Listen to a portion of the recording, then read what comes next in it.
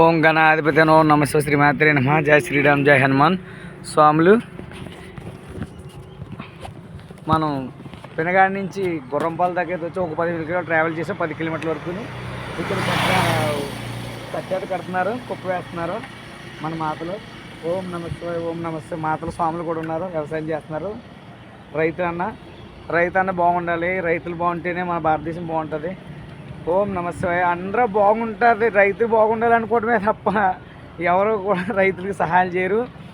నాది ఒక ఉచిత సలహా అంటే నేను డిగ్రీ విఎస్ఎన్లో చదువుకునేటప్పుడు రాసినప్పుడు రైతులు బాగుండాలంటే ఏం చేయాలంటే నేను ఒకటి రాశానండి. అప్పుడు అంటే నేరుగా రైతులకి బ్యాంకుల నుంచి రుణాలు నేరుగా వచ్చి ఊర్లోకి వచ్చి నేరుగా బ్యాంకు వాళ్ళే రుణాలు ఇస్తే, అంటే తక్కువ వడ్డీలో, బ్యాంకుల చుట్టూ రైతు తిరగక్కర్లేకుండా. ఎందుకంటే చెప్పులు అరిగిపోయేదాకా బ్యాంకుల చుట్టూ తిరుగుతున్నారు రైతులు, కానీ ఎవ్వరు రైతులకు లోన్లు ఇవ్వట్లేదు, టైంకి ఇవ్వట్లేదు. పైగా అవసరానికి కోల్ది ఒక 50,000 రూపాయలు ఒక లోన్ కోసం వెళ్తుంటే తిరిగి చెప్పులు అరిగిపోతున్నాయి కాబట్టి ఆ లోన్ రూల్స్ బోల్డ్ అని చేస్తున్నారు. అదే ధనికులకి అయితే వెంటనే కోట్లు అప్పులు ఇచ్చేస్తుంటారు. రైతులకు వచ్చేటప్పటికి బోల్డ్ అని షూరిటీలు అడుగుతారు. షూరిటీ ఎవరు ఇస్తారండి అంత తొందరగానే? షూరిటీలు అడుగుతూ ఉంటారు. అలా కాకుండా ప్రతి ఒక్క రైతు, కౌలు రైతులకు కూడా బ్యాంకు నుంచి నేరుగా కొంచెం లోన్లు ఇస్తే వీళ్ళు మందులకి వాటికి అప్పులు చేయకుండా. ఎందుకు లోన్ ఇవ్వాలి అంటే, లోన్ ఎందుకు స్వాములు? చూడండి స్వాములు, లోన్ ఎందుకంటే వీళ్ళు బయట వ్యవసాయం చేసేటప్పుడు కొంతమంది రైతు పెట్టుకుంటారు, కొంతమంది సొంతంగా కౌలు ఒప్పుకుంటారు. కౌలు చేసేటప్పుడు పెట్టుబడి కానీ ఒక 50,000 రూపాయలు ఎక్కడన్నా వడ్డీకి తెస్తే స్వాములు, ఆ వడ్డీకి తెచ్చిన డబ్బులు వడ్డీలు ఎక్కువైపోతున్నాయి. కానీ ఇక్కడ చూస్తేనేమో పెద్దగా వరి వల్ల డబ్బులు పెద్ద ఏమో రావట్లేదు. చూడండి, సినిమా టికెట్లు అయితే పెంచేస్తారు, 1000-2000 వాళ్ళు పెంచుతారు. కానీ ధాన్యం బస్తాలు రేటు మాత్రం ఎవరు పెట్టరు. ఆ ధాన్యం అలాగా కొనుగోలు అవ్వకుండా కొంతమంది ఏం చేస్తారు, అవసరం కోలు తిని ఏం చేయాలి తెలియక తెచ్చిన 50,000 రూపాయలకు వడ్డీ కట్టడానికి ఈ స్వాములు ఏం చేస్తారంటే ఇంకెంతోగాంతగా అమ్మేస్తున్నారు ధాన్యం.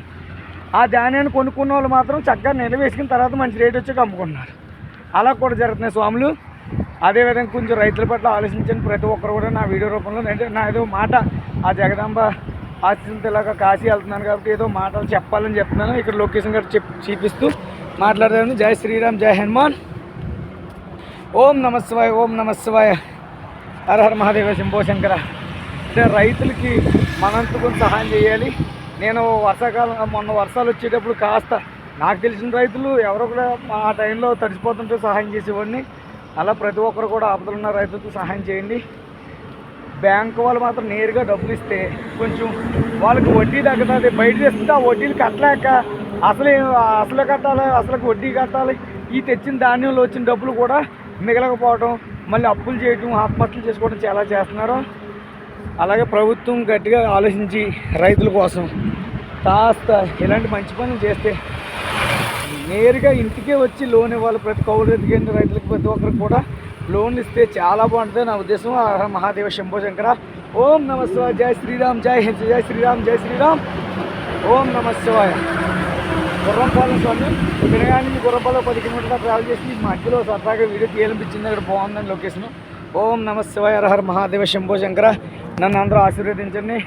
నా భార్య ఎప్పుడు మీ ఆశీస్సులు ఉండాలి. డైలీని మీరు బాగుండాలి, నేను బాగుండాలి. హర మహాదేవ, శంభో శంకర.